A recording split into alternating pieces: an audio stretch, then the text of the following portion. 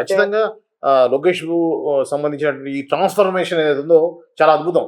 ఆయన విమర్శించిన వాళ్ళే ఈరోజు పోడే పరిస్థితి ఉంది. అంటే గతంలో కూడా అప్పుడు వారు మంత్రిగా ఉన్నప్పుడు నేను ఒక పత్రికకి బాధ్యులుగా ఉన్నప్పుడు ఆంధ్రప్రదేశ్ సంబంధించి నేను ఎక్కువగా కలుస్తుండేవాడిని లోకేష్ గారిని.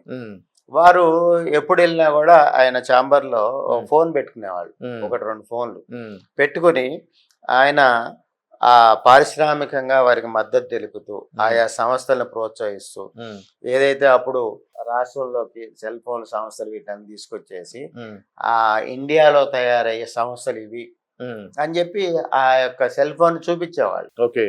ప్రమోట్ చేసేవాళ్ళు. అంటే రాష్ట్ర ముఖ్యమంత్రిగా మీరు అన్నట్టు ముఖ్యమంత్రి తనయుడిగా రాష్ట్ర ప్రభుత్వం చేతిలో ఉన్నప్పుడు మనం భారతదేశంలో ఆంధ్రప్రదేశ్ లో ఈ సంస్థలను ప్రోత్సహిస్తున్నాం, ఈ సంస్థలకి మనమే సెల్ ఫోన్లు తయారు చేసుకుంటున్నాం, ఈ విధానంతో చెప్పుకోవాల్సిన అవసరం లేదు. చాలా కింద స్థాయిలో ఉండి ప్రతి వారిని అన్న అనుకుంటూ, సార్ అనుకుంటూ, రిసీవ్ చేసుకుంటూ, మాట్లాడుకుంటూ. అయితే వారికి వచ్చిన ఇబ్బంది ఒకటి జరిగింది. ఏదైతే 35 సంవత్సరాలుగా చంద్రబాబు నాయుడు గారు వెంట ఉంటూ చంద్రబాబు నాయుడు గారిని నిర్దేశించే పరిస్థితిలో ఉన్న సీనియర్ నాయకత్వం కొడుకు జోక్యాన్ని తట్టుకోలేని పరిస్థితిలో ముందుకెళ్ళింది. ఎందుకెళ్ళింది అంటే ఇప్పుడు చంద్రబాబు నాయుడు గారికి చెప్పిన విధంగా లోకేష్ గారికి చెప్పలేదు. ఎందుకంటే చంద్రబాబు నాయుడు గారు వింటారు, సీనియర్ నాయకుడిగా చెప్పాడు కాబట్టి దాని మీద వెంటనే ముందుకెళ్లాలనే దాంట్లో ఉంటాడు.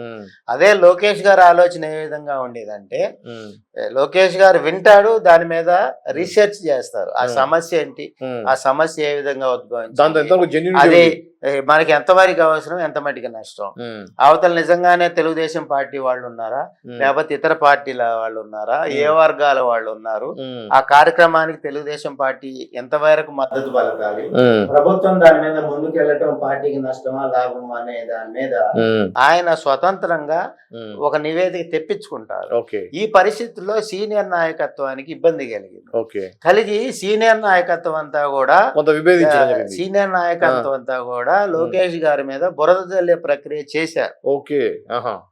ఆ విధంగా లోకేష్ గారిని బయట వాళ్ళు నష్టపరచలా. తెలుగుదేశం పార్టీలో ఉండే సీనియర్ నాయకత్వం, అది కూడా 2వ దశలో ఉండే ప్రధానమైన నాయకత్వం ఆయన మీద విమర్శలు గుప్పించి అంతర్గతంగా నష్టపెడుతున్నాం అనే భావంలోకి వెళ్ళారు. కానీ ఆయన ఎక్కడైనా చెక్కు చెదరకుండా ఇది 43 కొన్ని స్వర్గీయ ఎన్టీ రామారావు గారు పెట్టిన పార్టీ, దీన్ని నిర్మాణంలో నేను కూడా ఉండాలి, దీన్ని బలంగా ముందుకు పోవాలి, బలంగా ముందుకు తీసుకెళ్ళాలి అనే ప్రక్రియలో ఆయన నిలబడి ఏదైతే ఇంటర్వ్యూలో చెప్పారో నేను స్వతంత్రంగా నేను పనిచేస్తున్నా అని, ఆ విధంగా పనిచేస్తూ ఆయన పనిచేసే శాఖల్లో విప్లవాత్మకమైన మార్పులు తీసుకొస్తూ ముందుకెళ్లారు లోకేష్ గారు.